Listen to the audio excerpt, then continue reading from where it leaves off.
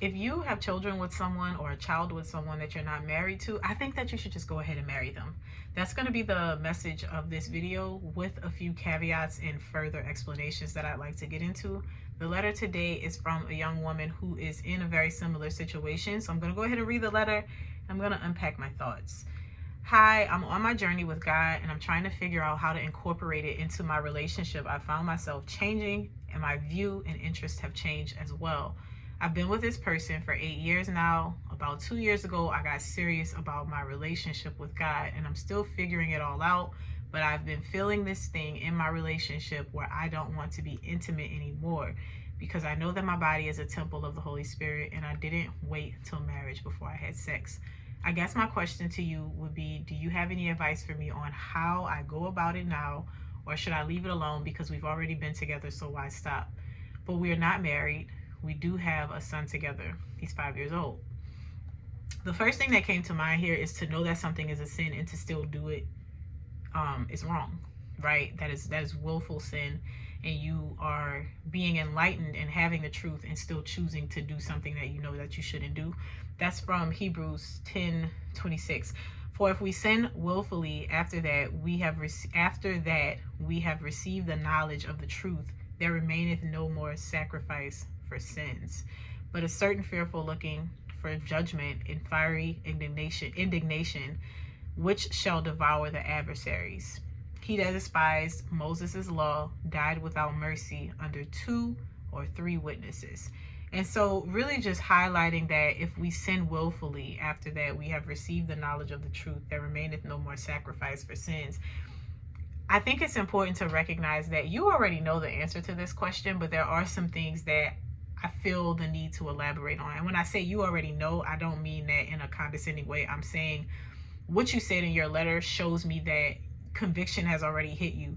And the thing about conviction, sometimes it hits us and we're like, oh no, I don't know what to do with this. So we feel the need to ask other people. So I think you know that you should stop having sex with this man.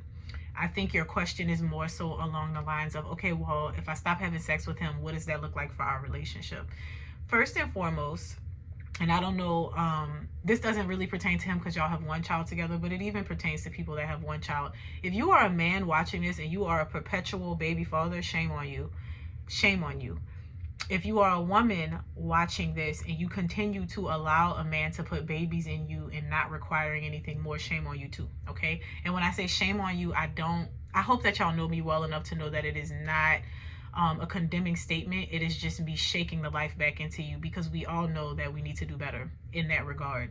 There are things that all of us need to do better, but sometimes we need somebody to tell us, stop doing that, okay?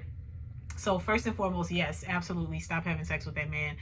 Now, I want to paint a picture for you in a way that if we were to talk about biblical times, things are much different now.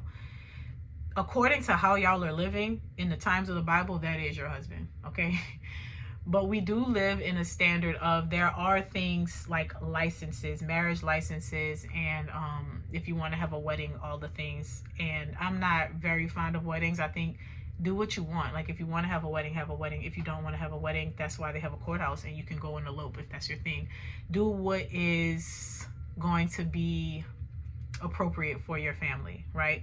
So I won't spend more time telling you that you should not be having sex with this man anymore, because you have come to the truth and you understand it's been 2 years, you're on your walk. Yeah. Now what I will say is the way that this plays out is going to heavily depend on the both of you. First and foremost, you have to understand that just because you came to the truth doesn't mean that he is going to be able to receive that truth. But I will also say this is something that you have to consider. We are called to not be unequally yoked. And so you coming to the knowledge that you have now, if you marry this man, run the risk of having to bear the consequences of your actions of marrying a man who is not a believer. And I'm going to tell you that's something that you need to go to God in prayer about. What I would say, though, from a logical perspective and not in a lean on my own understanding type, because that's why I say you need to pray to God about this decision, especially being that there's a child involved, and that I don't think he's a believer, because you did not say that. I don't think that he's given his life to God. So I'm going to answer in that regard. I think that it is important that we consider, one, we should not be intentionally creating broken homes. Now, I'm under the impression as well that y'all are still together. So my question would be, if you've been with him for 8 years, you have a son that's 5 years old, why hasn't there been a marriage? Why haven't you got married? Have you both decided that marriage is just out of the question? And I will say, oftentimes, we don't like to admit this, but a man usually dictates whether or not a marriage happens. So it would also be an appropriate question for me to ask him, but I know he's not watching this video, so I'm not going to ask him. But it would be appropriate for me to ask him, why have you not married this woman yet? And it doesn't sound like y'all don't want to be married, but it also sounds like you have no intentions of breaking up or separating from this man. So my next point would be that you should get married.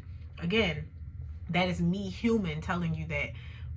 But I think it is very important that you take something like this to prayer. Take something like this to God, because there may be things about this man where you don't need to be with him, right? And you didn't know what you knew now about your walk and about having faith and about being a child of God. You didn't know those things until 2 years ago. But my guess is, if you have not separated yourself from this man, if there has not been a reason or a cause for you to not be together, the responsible thing to do would be to get married. But I'm also operating on the premise that there has to be a reason that you're not married. And the unfortunate thing is that the man, your boyfriend and the father of your child, there has to be a reason that he has not decided to marry you. And so you don't have to aggressively attack him for an answer, but I do want you to keep that in mind throughout this process. Something that I think is very important that we bring up too, when I say you don't want to be unequally yoked. If this were a situation where there was no child involved, my simple advice would be leave the relationship, stop having premarital sex, and continue living your life. Why am I saying that you should marry this man? Simply because you have a child together. And I know a lot of people say, well, that doesn't necessarily mean that they need to be together. Yeah, but y'all are still together now, okay? It would be different if you had a child by a man and y'all were no longer together, and now you're dating another man, and you came to this understanding, you've been dating this guy for some time, and you realize, like, you know, this is not what I'm supposed to be doing. I would just tell you to leave that relationship and continue into single motherhood. However, you're not a single mother. You are still with the man that you have this child with. And I think that it's very important for us to be responsible in these situations. And so, again, I think you understand what it is that you should do, because it sounds very much so like it in the letter. It sounds like you're looking for someone to kind of affirm what it is that you're thinking. I'm not going to affirm that you should keep having sex with him, because what you asked at the end, like, oh, should I just keep doing it because we've already been doing it? No. When you know that something is a sin, you cut that thing off.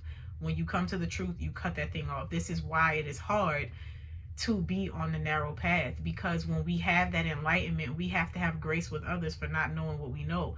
So if I was drinking and smoking and doing all of these things and going out clubbing and, you know, being promiscuous with men and all of these things, and all of my other girlfriends were doing the same thing, and then I give my life to Christ and I start to feel convicted about those things, I have to stop doing those things, even if it runs at me, even if it runs the cost of me losing those relationships, especially if it runs the cost of me losing those relationships, actually.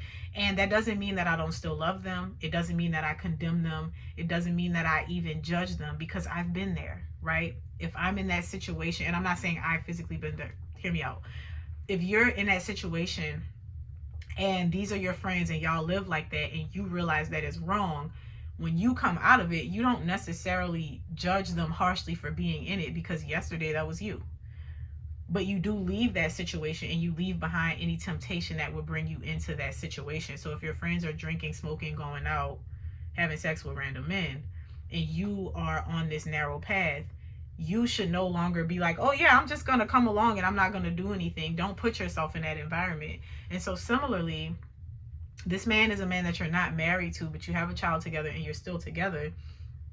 The only thing that I would say is, you know that you're not supposed to still be having sex with him. You not having sex with him and continuing that relationship doesn't mean that the relationship has to end. If he agrees that you want to continue courting, dating, whatever it is that you're calling that situation, and you're just not going to have sex, that's fine. But I would think that naturally, because you have not already ended the relationship, y'all had intended to continue being together. And it has already been 8 years. So again, it begs the question of why hasn't there already been a marriage? Because if you were together 8 years and you have a 5-year-old, that means that you were together 3 years before you had your baby. And so there's the question of, what is this relationship and what are we doing, and how long are we going to keep going down this route without solidifying a marriage? And there's a lot of people that will say, well, marriage is just a sheet of paper, it doesn't mean anything. And I beg to differ. In today's time, if you are going to be with a man and you are going to sacrifice your life physically, your body, to bring children to him, I think that he at least should be entitled to marry you. And there's a lot that comes with that, because people don't think long term, and we don't think about the after effects of things. But if something were to happen to you or him, imagine the hoops that the other person would have to go through just to get what's rightfully theirs, if there's anything to belong to you anyway. But also, the other thing that you want to consider is you do have a son. Do you want your son to understand the importance of family? Do you want your son to understand that he needs to grow up and find himself a wife and be able to take care of that wife and live in that way? Or are you okay with your son watching you live in this way with this man, his father, that you're not married to? Is he okay watching his son see, this is how you treat a woman, this is what you do? You put babies in her, you don't have to marry her, you don't have to, like, she doesn't have to require anything of you. And this is a conversation that can be very triggering for some people, but I want to go back to this point that you're already in this situation, and God does give us grace, God does give us understanding, God gives us wisdom when we ask for it, and God helps us out of situations. But we also have to be responsible for the situations that we did put ourselves in before we found out the truth. So in this case, for instance, you're with this man and you have this baby with this man, and you would, let's say you decide, we're not going to have sex, we're going to continue dating. That is fine until you figure out what it is that you should be doing in this relationship. But the one thing you should not be doing is be having sex with him, because y'all not married. But this conversation triggers a lot of people, because people will say, well, you know, that was in the past and she was young and she shouldn't be tied to that man just because they have a baby together. And I just want to reiterate that the only reason I'm saying that you should go ahead and marry him is because you are still actively in that relationship. If you had asked me, you know, if you should just stop having sex with the guys that you were seeing and you have a baby and all of these things, I would not say that. But I think that it is wrong to have a child, to continue to be in a relationship, and then decide, yeah, well, we don't want to get married, we just want to stay together. That's your prerogative, and you can do that if that is what you want. But based on what you are telling me in this letter, I think you know that that is something that you should not be doing. And so I would like for you to sit with that. I would like for you to consider that. And I would like for you to not take lightly that even though I'm saying these things, you still need to take this to God in prayer, because the hardest part about telling you this is knowing that it was not a situation of, oh, me and my boyfriend came to know God and we understand the word and we've both given our life to Christ and we understand that we shouldn't do this. And my question is, should we have sex? It is, I came to God 2 years ago. I have no idea what your boyfriend is doing. And so the hardest part about telling you this piece of advice about marrying this man is not really understanding where his heart is and where he's dedicated his life, because I'm assuming the best of the situation. I'm assuming he's not abusing you. I'm assuming that he's not taking advantage of you. I'm assuming that he's not also out sleeping with other women. I'm assuming that there's no other things going on in the relationship that you did not disclose.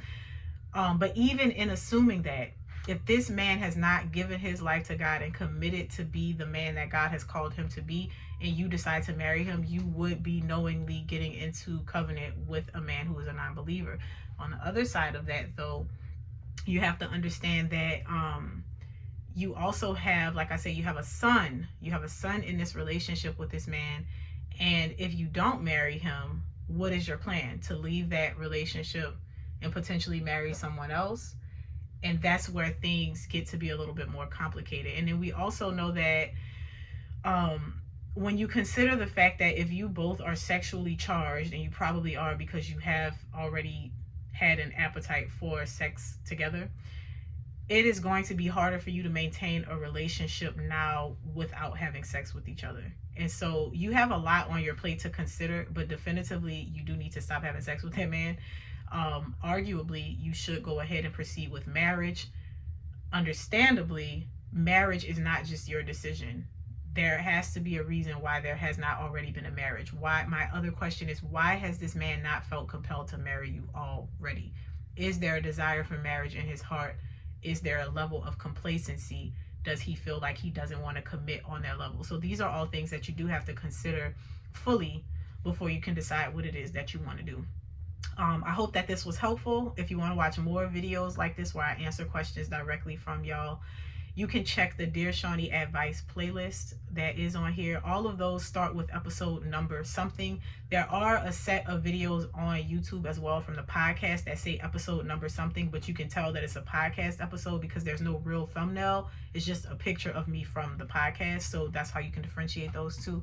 If you want to write me a letter, you can email me at dearshawnee@justbeshawn.com. That email will also be in the description of this video. And as always, if you want to join Wifey School, I'll see you there. I do put the links below. You cannot join this current session because Wifey School is going on right now. You can't join mid-session, but you will be able to join the very next session if that's something that you're interested in. Other than that, I will see y'all in the next video.